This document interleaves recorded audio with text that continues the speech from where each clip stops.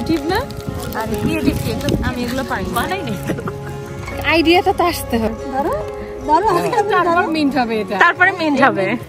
কে বাড়ির ভিতরে প্লিজ বের হন। ছোট পরিবার সুখী পরিবার। ছেলে হোক মেয়ে হোক একটু শান্তি। ফুদাও ফুদাও ওটা পুড়ে যাচ্ছে পুড়ে যাচ্ছে। আমি একটা বানাবো।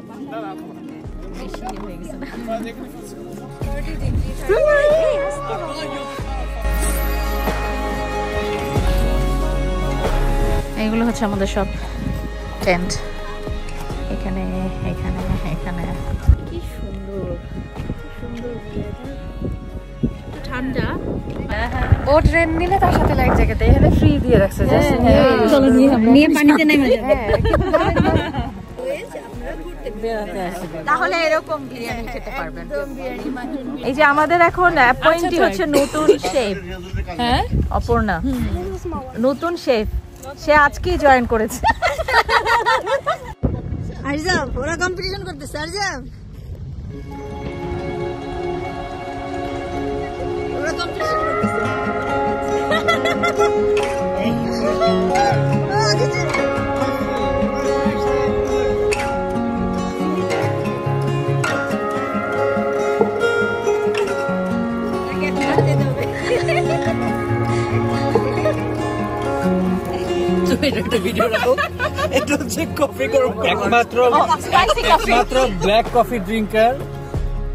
এবারে ক্যাম্পিংটা আমরা করেছিলাম পেনসিলভেনিয়াতে। তো আজকে সেই ভিডিওটাই শেয়ার করছি। এই ক্যাম্পগ্রাউন্ডটার নাম ছিল বুশ ক্যাম্পগ্রাউন্ড। এই ক্যাম্পসাইটটা আসলে গড়ে উঠেছে লয়াল হ্যানা লেকের পাশ দিয়ে। তো লেক যেহেতু আছে বোঝাই যাচ্ছে কতটা সুন্দর হতে পারে ক্যাম্পগ্রাউন্ডটা। এত সুন্দর কেকটা যেন গলে যাচ্ছে। ওরা যদি খেতে চায় না সবাই নিয়ে নিতে পারে কিন্তু। তুমি আসো আপু, তুমি কেকের সামনে আসো, আমি তোমার ছবি তুলি। আন্টিটা কেক নিয়েছে, অনেক কিউট। আপু আসো, কাম কাম কাম।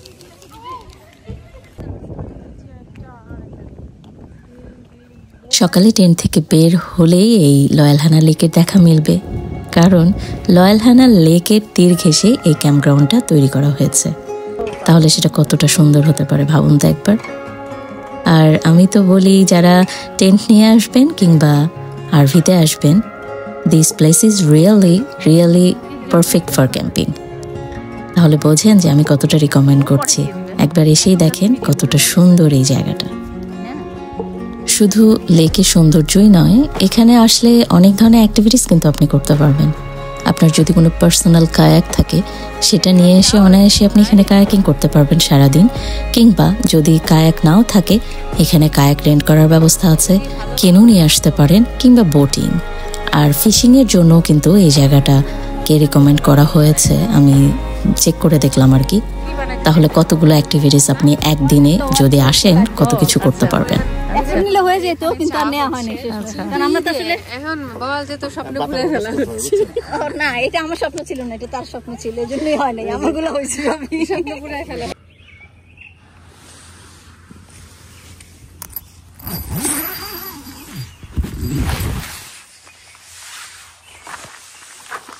এবার যখন আমরা ক্যাম্পিং করতে গেলাম সেটা ছিল লং উইকেন্ড।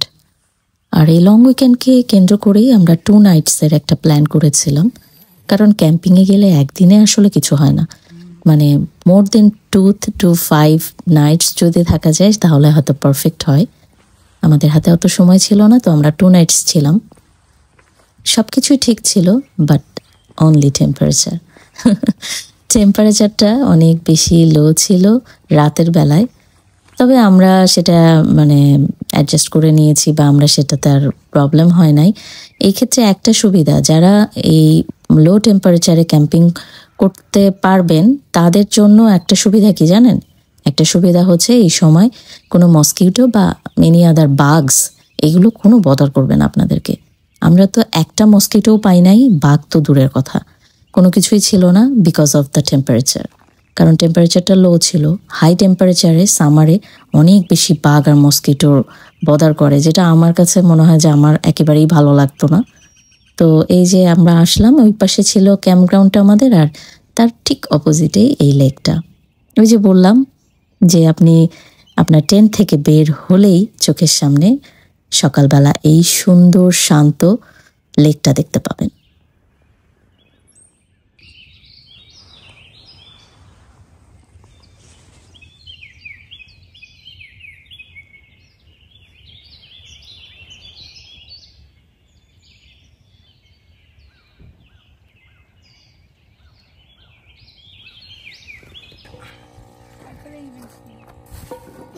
ভাবি একটু তাকান, এটা হচ্ছে বাঙালিদের ক্যাম্পিং।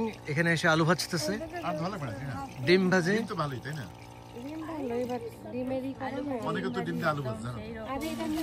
যদিও খাবার সময় মজা করে খাবো, কিন্তু ক্রিটিসাইজ করছি। হ্যাঁ, ভাবি কফি সবসময় বানায়, তো এটা আনইউজুয়াল কিছু না। এটা চা। তাহলে বুঝতেছো আমি যে তোমারে কি দয়া করে রাখছি। আপনি হেলদি লাইফ প্লাস 2 ছেলে বড় হয়ে গেছে, রাজকীয় জামাই রাখতেছি। বুঝছেন? 2 ছেলে বড় হয়ে গেছে, মানুষ দেখবে আরে এত বাচ্চা কাচ্চা ঝামেলা নাই। ভাইটামিন ডি নিচ্ছে একজন ডিজি মানুষ।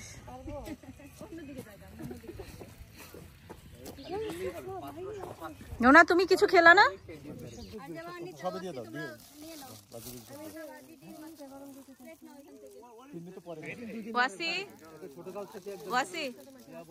সেদিন আমাদের ব্রেকফাস্টের আয়োজন ছিল একেবারেই দেশীয় স্টাইলে।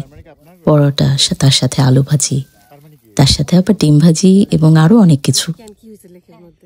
তো সেটা আমরা ওখানে হাসাহাসি করছিলাম যে আমরা ক্যাম্পিং করতে গেছি, কিন্তু আমাদের দেশীয় সেই কালচার এবং দেশীয় সেই ফুডের টেস্ট, সেটা থেকে কিন্তু আমরা বের হয়ে যাইনি, সেটা সাথে করেই নিয়ে গেছি।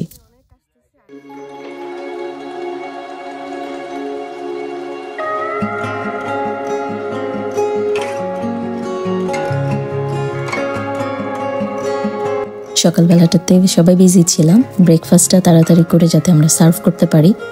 কেউ হয়তো ওখানে পরোটাটা ভাজছিল, তারপরে ডিমটা ভাজছিল, এটা করছিল। আমি যেমন এখানে সব কিছু ক্লিন করে ফেলছিলাম টেবিলটা, যাতে টেবিলের মধ্যে সার্ভ করা হয় ব্রেকফাস্টটা। এখানে বসেই হয়তো খেয়ে নেবে সবাই। আবার অনেকে চাইলে সাথে আমাদের চেয়ার্স ছিল এক্সট্রা, আমরা নিয়ে এসেছিলাম। সেই ফোল্ডেবল চেয়ারগুলোও দেওয়া ছিল আশপাশে, সেখানে বসেও সবাই ব্রেকফাস্টটা করে নিতে পারবে, এভাবেই আয়োজনটা করা ছিল। আর সবচেয়ে যেটা জরুরি বিষয়, যে কোনো একটা ট্রিপে আমরা যাই না কেন আমাদের ফ্রেন্ডরা সহ, তো আমাদের ফ্রেন্ডরা সবাই আমরা একজন আরেকজনকে খুব ভালো বুঝি, যার ফলে কাজগুলো করতেও ইজি হয় এবং আমাদের সবার কোঅপারেশনে একটা সুন্দর সময় আমরা কাটিয়ে আসতে পারি।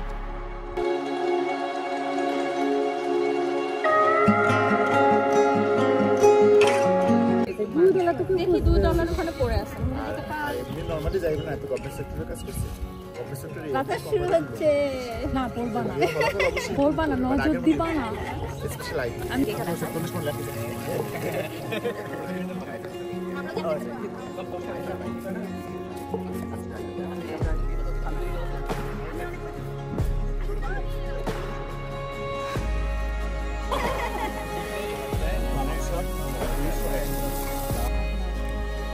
আমার আগে থেকেই ফুলছে।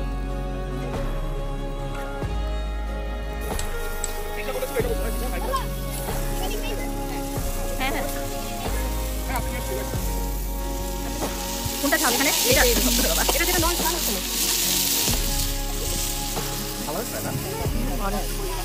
এটা হচ্ছে সব ঝাল পাবলিকদের জন্য। হ্যাঁ, মার্শমেলো আমি এখন ইয়ে করি নাই, তুমি জানি।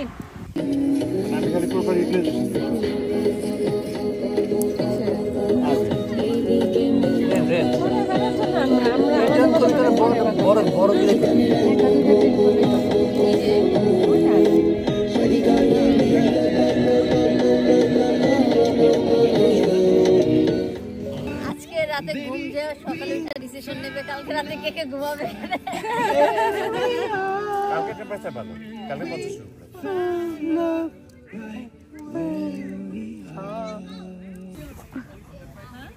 হ্যাঁ, চারটার সাইজ প্রায় একই রকম না, ওরা সুন্দর টাইম স্পেন্ড করতেছে। আমরা বড়রা যেমন ক্যাম্পিংটা যতটা না বেশি এনজয় করি, তার থেকে আমার মনে হয় যে কিডসরা অনেক ফান করে। ওরা দেখছিলাম যে এমন একটা সময় ছিল না যে সময়টায় ওরা ফান করছিল না। কখনো সুইংয়ে, কখনো বিভিন্ন ধরনের গেমস, সিস দেখছিলাম যে ওরা সিস প্লে করছিল। তো যেহেতু এই ক্যাম্পগ্রাউন্ডটার সাথেই হচ্ছে একটা প্লে ইয়ার্ড আছে, তো ওইখানে যখন খুশি তখন কিডসরা, সেটা দিনে হতে পারে বা ইভিনিংয়ে, চলে যাচ্ছিল। আবার এই যে কখনো লেকের কাছে চলে যাচ্ছিল, কায়াকিং করতে চাচ্ছিল, এরা কায়াকিংও করেছে। তারপরে লেকের পানিতে কিছুটা সময় পাটা ডুবিয়েছিল, যেহেতু পানি ঠান্ডা ছিল, না হলে হয়তো এরা সুইম করার জন্য জিদ ধরতো, তো সেটা আর করতে পারে নাই। তারপরেও তাদের যে আনন্দ করার বিষয়টা, এটা কিন্তু একেবারে আনলিমিটেড ছিল। যতটুকু আনন্দ করা সম্ভব তারা সেটা সর্বোচ্চ আনন্দ করেছিল। যেহেতু বোটিং আর কায়াকিং এর ব্যবস্থা ছিল, তো কায়াকিং আমরা সব ফ্রেন্ডরা মিলে একে একে করেছিলাম। এটা ছিল আমাদের টার্ন, আমরা কিছুটা সময় কায়াকিং এ ব্যস্ত ছিলাম এবং এত প্লেজেন্ট ওয়েদার ছিল ওই সময়, কায়াকিং করতে বেশ ভালো লাগতেছিল। মনে হচ্ছিল যে একটু বেশি সময় ধরে করতে পারলে মনে হয় হতো। আর আনন্দের মাঝে কিছু সময় দেখা যায় যে কিছুটা ঝামেলাও হয়ে গিয়েছিল। আনন্দ যেমন করেছিলাম, আবার হঠাৎ করে আমাদের যে গাড়িটা সেটা হঠাৎ করে স্টার্ট নিচ্ছিল না। এটা নিয়ে সবাই নানা ধরনের জল্পনা কল্পনা করছিল কিভাবে ঠিক করা যায়। তবে একটা জিনিস আমার খুব ভালো লেগেছে, যেটা সত্যি অ্যাপ্রিসিয়েট করার মতো, যেমন হচ্ছে আমাদের ফ্রেন্ডরা সবাই একজন আরেকজনের কোনো ছোট একটা যদি প্রবলেম হয় সবাই ছুটে আসে, সবাই চেষ্টা করছিল, যারা আমরা গিয়েছিলাম ফ্রেন্ডরা সবাই চেষ্টা করছিল কিভাবে এই জিনিসটাকে রিজলভ করা যায়। তো যে যেভাবে পারছিল, ওখানে যেহেতু এটা একটা ক্যাম্পগ্রাউন্ডের যে দায়িত্বে যিনি ছিলেন উনি আবার আসলেন, এসে সবাই, এই যে এখানে আছেন উনি, আমি নামটা মনে নাই এই মুহূর্তে, তো হেল্প করে শেষ পর্যন্ত ফাইনালি আমাদের যেহেতু ছোট একটা প্রবলেম যে ব্যাটারি ডাউন হয়ে গিয়েছিল, পরে আবার সেটা সলভ হয়ে গেছে।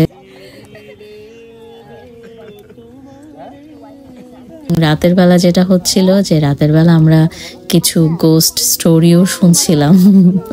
হয় না যে এরকম একটা গা ছমছম করা পরিবেশ, রাতের বেলা চারিদিকে অন্ধকার, জাস্ট আমরা ক্যাম্প ফায়ারের মতন ফায়ার জ্বালিয়ে চারপাশে গোল হয়ে বসে ভূতের গল্প করছিলাম, খুবই মজা লাগছিল।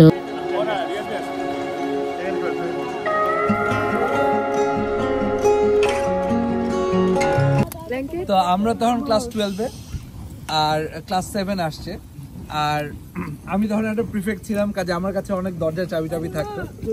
তো আমরা যেটা করলাম, ঠিক করলাম ক্লাস 7-কে ভয় দেখাবো।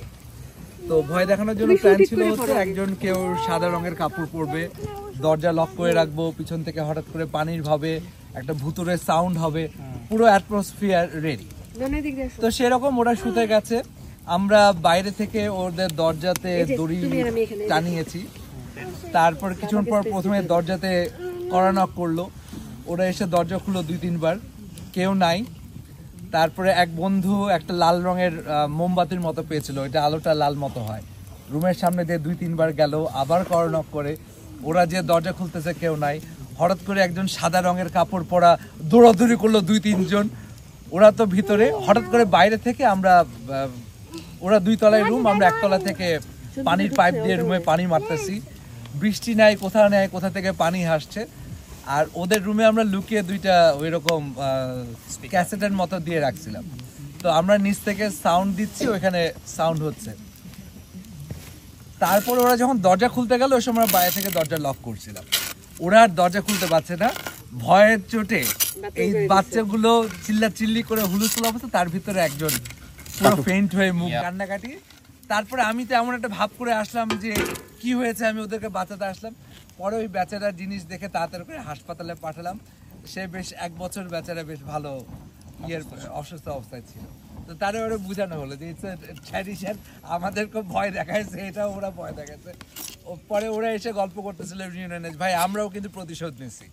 তো এরকম আর কি। সব ভূতের ঘটনাই আসলে সত্যি না, মাঝে সাঝে কিছু না হয়। এটা খিচুড়ি না? অন্ধকারে তো দেখিও না কিছু। আর পোলাও।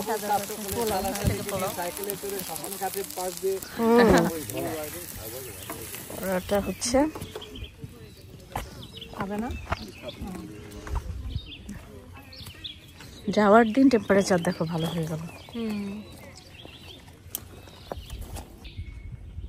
এই যে আমাদের এখনো লোড করা অনেক কিছু বাকি, এগুলো যে কোথায় ঢুকবে। সিটগুলো একটু সামনে আগায় নিয়ে যায় না?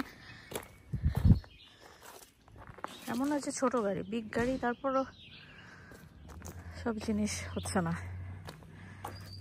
সবাই এখন লোড করা নিয়ে ব্যস্ত। এদের গাড়ির এই যে অবস্থা। এই পাশে আরেকটা হচ্ছে।